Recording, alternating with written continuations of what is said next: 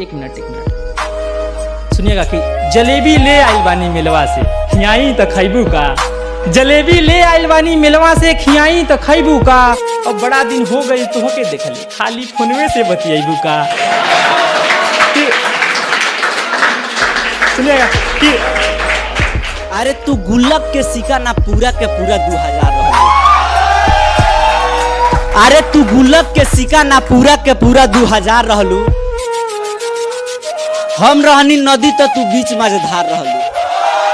अरे तू गुल्लक के सिक्का ना पूरा के पूरा 2000 रहलू आ हम रहनी नदी तो तू बीच मझधार रहलू। आ तहार अंदाज कुछ बदलल लागता, अभी तहार अंदाज कुछ बदलल लागता।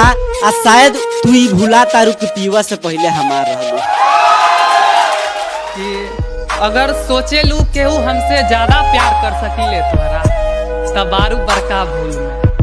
कि अगर सोचे लू केहू हमसे ज्यादा प्यार कर सकीले तोहरा तब बारू बड़का भूल में। और ऐसन तो न बा कि हम ही तोरा पीछा पागल हई, लाइन तो तू मारत रहलू स्कूल में।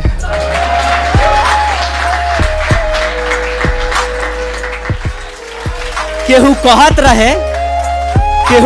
रहे कि तहार वाली 2-4 दिन से दिखत नहीं थे।